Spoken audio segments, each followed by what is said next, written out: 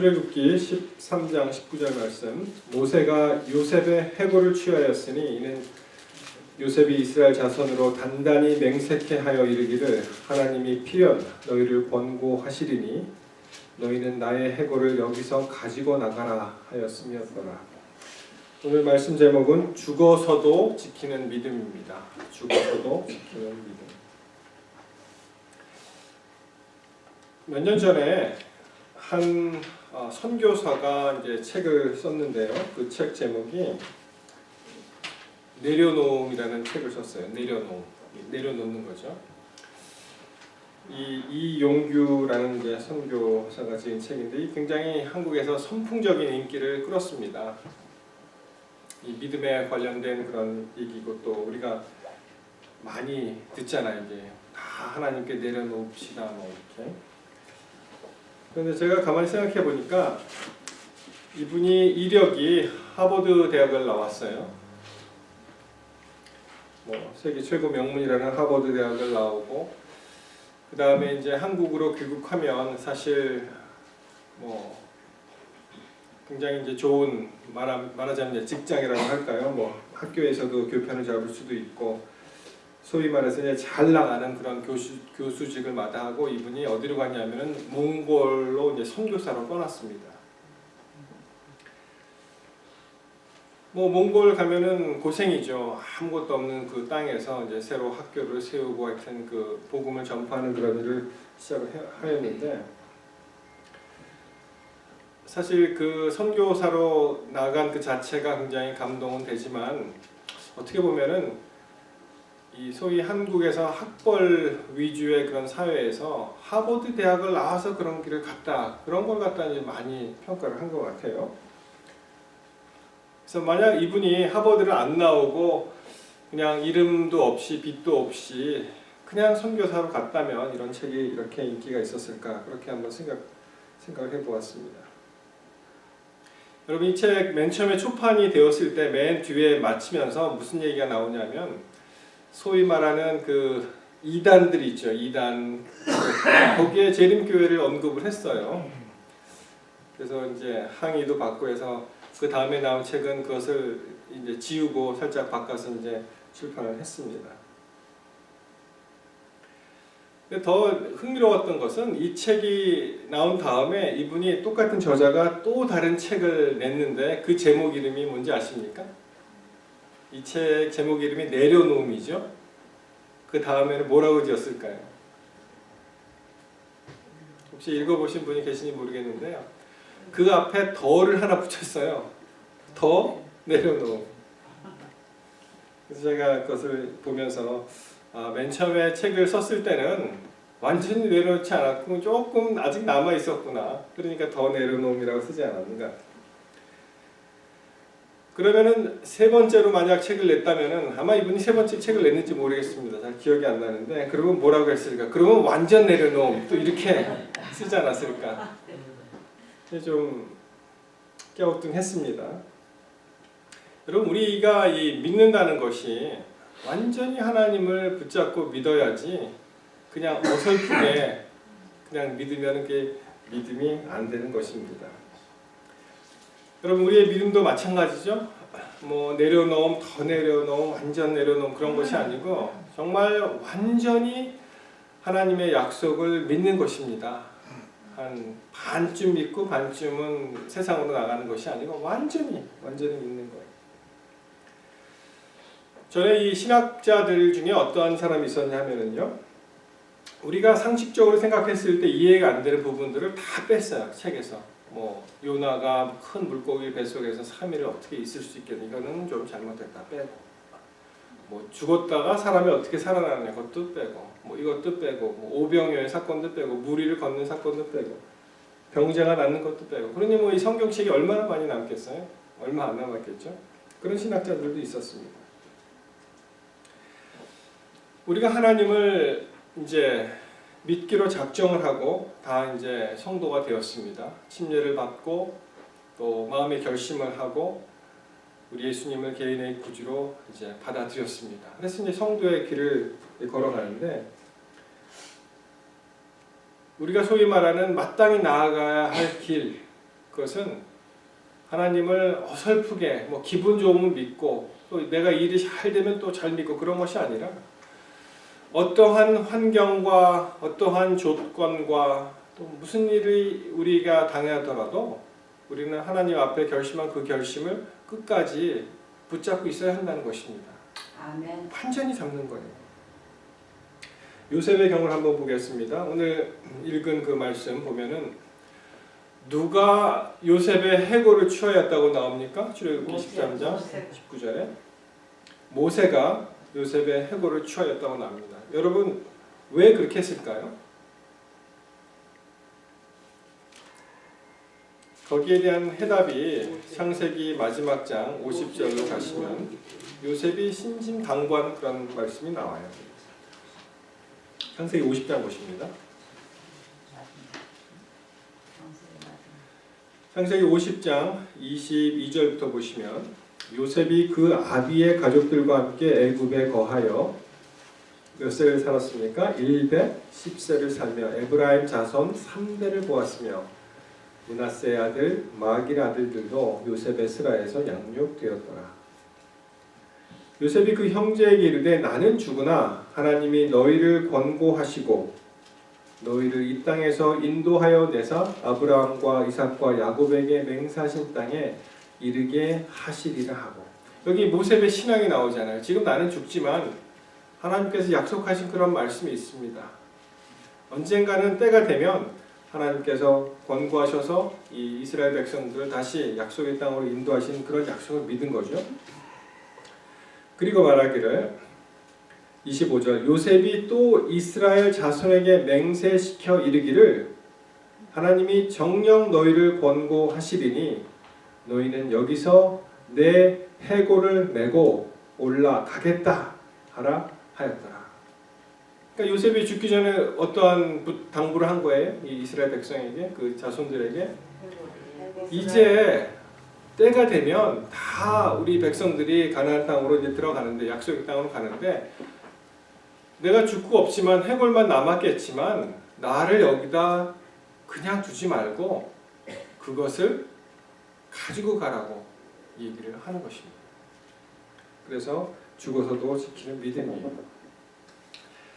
자, 26절에 보시면 요셉이 110세의 죽음에 그들이 그의 몸에 향재료를 넣고 애굽에서 입건하였더라. 거기서 끝납니다. 여러분이 창세기 말씀을 보시면 만약에 출애굽기 이후에 나오는 그런 말씀이 없다면 굉장히 이상하게 끝나는 책이 바로 창세기입니다. 창세기 맨 처음에 하나님께서 천지를 창조하신 생명에 관한 말씀을 하시면서 나중에는 입관으로 끝나는 거예요. 입관. 어떤 신학자들이 이렇게 얘기합니다. 요셉은 아직 장사 지낼 마음이 없잖아요. 여기서. 그래서 입관으로 끝났다 이렇게 얘기합니다. 모르겠습니다. 그 뭐 이스라엘 전통법에 의해서 무슨 우리가 잘 아는 무슨 굴에 들어가서 그 시신을 모셨는지 뭐 성경은 잘 나와 있지 않지만 하여튼 입관으로 이제 끝나는 굉장히 이상한 책이 되었지만, 이 말씀이 이제 출애굽기 13장에 가서 모세가 이 약속을 청취하는 그런 말씀이 여기 나오는 것입니다. 여러분, 우리의 믿음이 바로 이런 것입니다.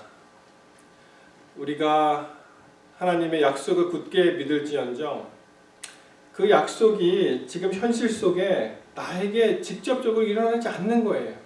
내가 아무리 기도를 열심히 해도 그 기도 응답이 나에게 일어나지 않는 것입니다. 그렇지만 믿음이라는 것은 분명히 이 기도 응답이, 하나님의 약속이 언젠가는 이루어질 거잖아요. 먼 미래, 가까운 미래, 하여튼 장래에. 그것이 현재 이 순간에 나에게 일어나지 않았지만 뭐 10년 후, 20년 후에 일어난다면 그것을 땡겨서 믿는 것입니다. 그것을 자기 걸로 만드는 거예요. 그래서 완전히 하나님을 의지하는 것입니다. 우리 기도도 마찬가지죠. 기도가 열심히 뭐 기도 제목으로 놓고 기도하고 하지만 현재 당장 우리에게 그 기도의 응답이 나타나지 않았지만 그것을 약속을 굳게 믿고 그것을 믿으면은 만약 10년 후에 그 약속이 이루어진다고 믿었을 때 그것을 오늘 우리가 믿게 된다면은 그것은 이미 이 시간, 이 시대에 현재 이루어진 것입니다. 아멘. 세월이 흘러가면 그게 꼭 이루어질 거잖아요. 그런데 우리가 살면서 얼마나 황당한 경험을 합니까? 우리는 이 반대로 해요. 반대로. 무슨 말씀이냐 하면은 우리는 일어나지도 않을 일을 미리 걱정을 합니다. 뭐 남편이 차 타고 어디 갔는데 안 들어온다 이거예요. 그리고 뭐 혹시 교통사고가 나서 어떻게 되지 않았는가 이렇게 걱정을 합니다. 뭐 인간의 약한 마음이죠.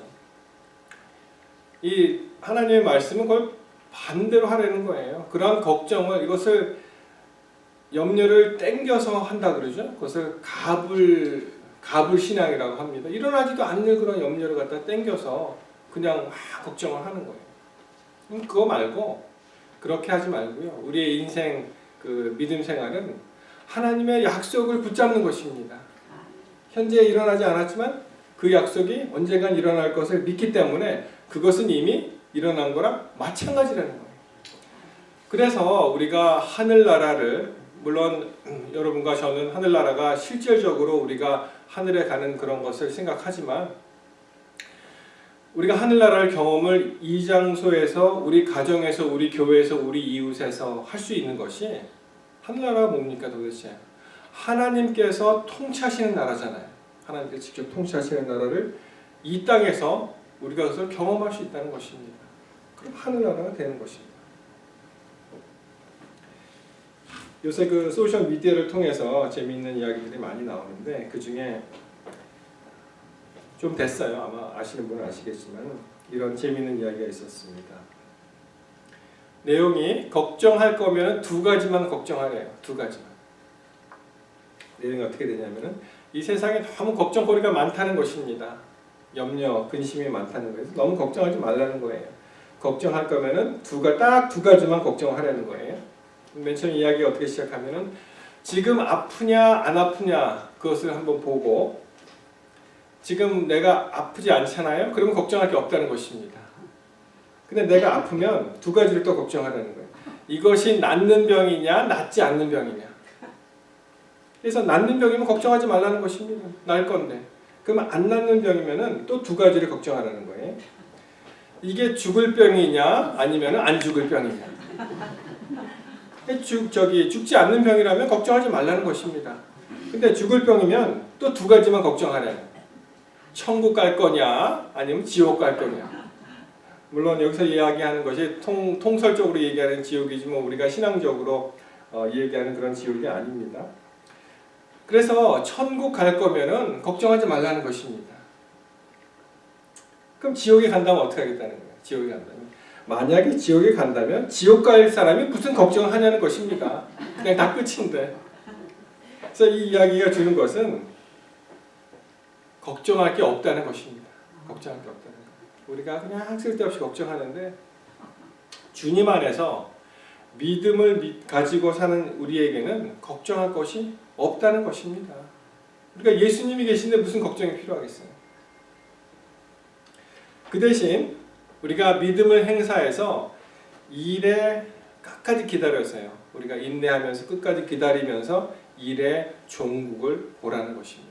하나님께서 어떻게 인도하실지 그 일의 종국을 보고 믿고 의지하라고 그렇게 말씀하시는 거예요.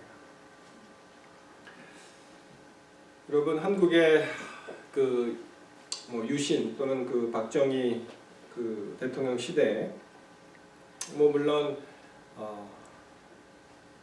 지금 사람들이 이야기하기를 용공으로 몰고 하는 것들이 많은 경우에 이 정권을 잡기 위한 수단으로 그렇게 하지 않았는가 그렇게들 많이 이야기하고 사실 대법원의 판례에 의해서 인혁당인가요? 그 사건이 무죄가 됐죠. 한 30년 만에. 1968년에 통혁당이라는 사건이 있었습니다. 오래된 이야기이기 때문에 기억하실지 모르겠는데 그 중에 이제 관심을 끌은 분이 이제 신영복이라는 그런 사람이 있었는데 이분이 육군사관학교 교관이었어요. 경제학과 서울대학교 경제학 나오시고 경제학과 이제 가르치는 선생님이었는데 교수였죠. 근데 이 통역당 사건으로 연루가 돼서 하여튼 이분이 구속이 되고 맨 처음에는 사형 언도를 받습니다. 굉장히 고민을 많이 했죠. 아, 내가 이러다가 죽을 수도 있구나. 그러다가 이것이 이제 무기로 감형이 됩니다. 그분이 감옥에서 쭉 글을 썼는데 그 중에 뭐 책이 여러 권 있지만 그 중에 이제 감옥으로부터의 사색 이런 책이 있습니다. 그 내용 중에 이런 글이 나옵니다. 그분이 1941년생이세요. 그러니까 지금 한 73 정도 되신 것 같은데 자기 어머니께 이런 글을 썼습니다. 아마 추석 근처에 이 면회를 오신 것 같아요. 음식을 이렇게 싸 들고 어머니께 이런 글을 남겼습니다. 어제는 무사히 귀경하셨을 줄 믿습니다. 어머니께서 손수 장만하신 점심을 먹어서 그런지 오랫동안 잊고 있었던 옛날 일들이 되살아납니다.